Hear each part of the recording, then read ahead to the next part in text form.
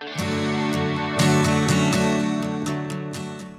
good day mga boss. Ito ang SLEX TR4. Meron itong 66.74 kilometers mula Santo Tomas, Batangas hanggang Tayabas, Quezon. At mga boss, ito pong nakikita nyo ito ay dito sa may Tiaong Interchange. Gawa na yung mga huling vlog natin ay mula dito sa Tiaong hanggang Tayabas, Quezon. Kaya naman mga boss, ngayong araw na ito ay papasadahan naman natin itong mismong dito sa may Tiaong Interchange para magkaroon kayo ng idea kung ano na ang kaitsurahan ng mga kakarasadahan dito sa Tiaong Interchange. Bagamat na isama natin yung kaputol nito dito sa vlog na ito, ay ito yung kabuuan ngayong araw na ito dito sa ating update dito sa SLEX TR4.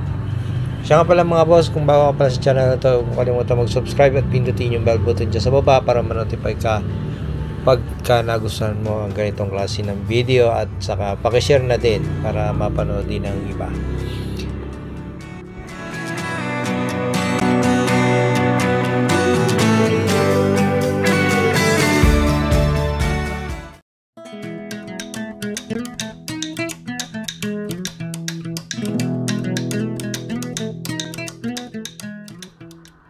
At sa pagpapatuloy ng ating vlog dito sa may Tiaong Interchange, ito pong nakikita nyo ay ito yung overpass ng patungo ng Bicol o kaya naman ay patungo ng Manila. Walang ibang dadaanan pagka ikaw ay manggagaling ng Bicol kundi dito lamang. Itong overpass ng Tiaong Interchange dito sa SLEX TR4. At dito nga sa makikita nyo sa ating drone ay meron na siyang barrier magkabila at ito ay tapos ng buhusan ng semento. At maliban dyan, syempre ay meron pa mga ilalagay dyan tulad na naman ng espalto at iba't iba pang mga kompleto diyan sa kalsada ng SLEX TR4. At panoorin nyo mga boss ang video ito para makita nyo yung update dito sa SLEX TR4 Tiaong Interchange. Gawa ng medyo matagal na rin tayong hindi nakapag-vlog dito at ito ay syempre halos kompleto na.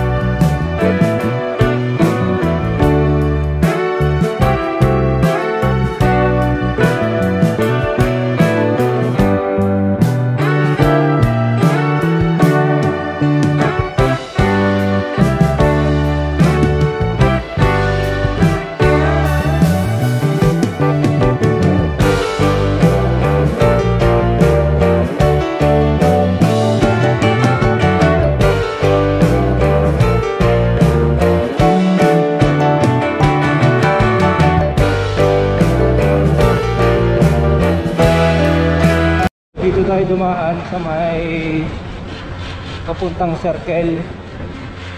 Baka naman tayo makakalusot. Pag hindi, lugi. Hindi makikiusap tayo. Tingnan natin kung paano makikiusap.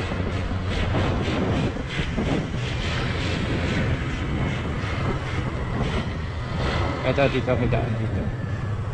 Nakababa naman eh. Sigurado makakapasok diyan.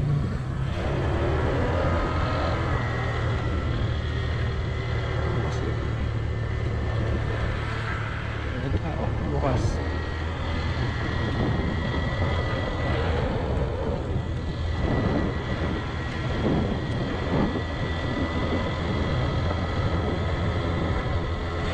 Okay naman. Hindi naman tayo sinita. Gawa ng kung bawal, eh paparahin tayo doon. Okay mga boss, dito na tayo sa ating content. So ito yung magiging interchange nya. Kaya kung makikita nyo ito sa mapa, malapad dito. Ay, interchange. Ito yung kanyang magiging exit. Dito ilalagay yung toll gate. Tapos ito na yung kanyang pinaka-tunnel. Yan, makikita nyo naman yan sa ating drone. Yan, tapos paggaling ka ng Tiaong, pupunta ka ng Maynila, dito ang akyat mo. At makikita natin ito sa drone na halos ay kompleto na, kulang na lang dito. Itong espalto. Oo, espaltohin pa to. Oh, wala palang daan dito. Ay, sarado. Hanggang dito lang tayo. Meron. Ano? May daan din eh.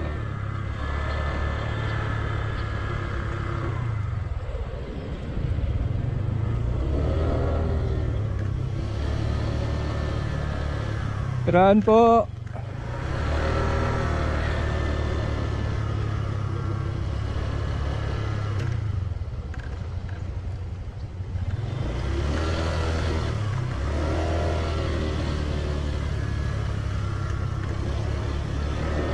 Ayan.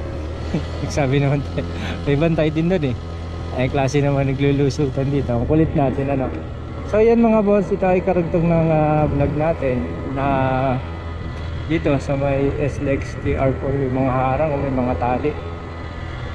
Tapos may nakalagay dito na reduce speed, construction ahead. Magalan lang anong tulin, may construction sa ibig sabihin by Santa Clara. Ibig sabihin inaalaw naman. Kaya nga ay may panahon siguro katulad ngayon, linggo ngayon ay makakapasok ang mga nakikiraan. Pero pagka Lunes hanggang Sabado sigurado bawal yan. Nang baka mamaya nagagawa diyan, makadisgrasya pa yung mga nagagawa. At ang update dito mga boss ay nilalagyan siya ng drainage. Gawa ng pagka hindi yan lalagyan ng drainage, yan o, yan, aayusin niya para di yan ang daan ng tubig pababa, para hindi magiba yung pinaka lupa na yan. Anong pagka hindi yan lalagyan na sigurado unti-unti mauubos yan, nakatulad nito. Hindi pa rin siya pantay, iangat pa. So dito to pa rin sa may Tiaong interchange, papunta ito ng San Isidro. Tapos pagdating natin dyan sa may San Isidro, puputulin natin tong video ito para maibukod yung karugtong na kukunan natin. Ang kasunod naman ito ay dito sa may Santissimo Rosario. So ito ay sama na natin to sa vlog San Tiaong interchange. Yan.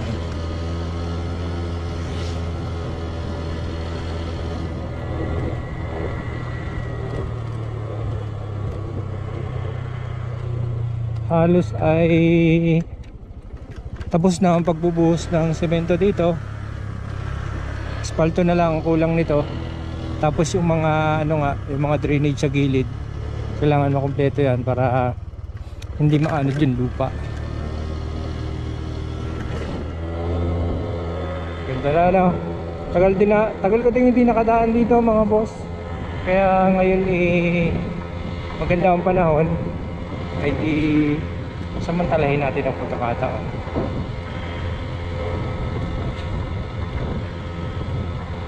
Banda-banda riyan ay San Isidro na. O baka nga San Isidro na to, itong pinaroroonan natin. Kaya nga lang, siyempre ang gagawin natin ay iindingan natin dito para sa ating susunod na vlog.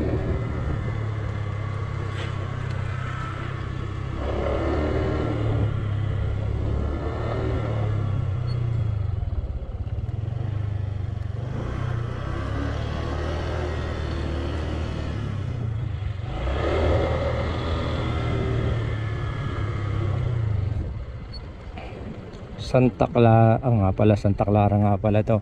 So okay mga boss, at dito ko na-endingan ng video ito mula diyan sa may Tiaong Interchange hanggang dito sa may San Isidro. At ito yung ating update. Yan ang sinasabi ko eh. Ito ang ating update dito sa may Tiaong Interchange papunta dito sa may San Isidro. So malaki na ang pagbabago. Kung dati ay dinadaan natin to binubuhusan pa lang ng semento, ay ngayon wala nang bubuhusan ng semento. Ang ginagawa na lang ay yung mga drainage sa gilid. Tapos madami pang mga kailangang ayusin diyan, pero yung sa buhos ng semento at saka yung kanyang mga bakod ay kumpleto na. Yan o, kumpleto na. Tapos ito ayusin din yan. Meron pala siyang pag ganon. O nga, para hindi siya dire-diretso doon. Gawa ng pagka diniretso mo siya, mahuhukay yung sa may ibaba. O ano, ang galing. Galing talaga ng engineering, ano. So yan, maraming salamat mga boss. At dito naman tayo sa may San Isidro. Yan naman ang kukunan natin.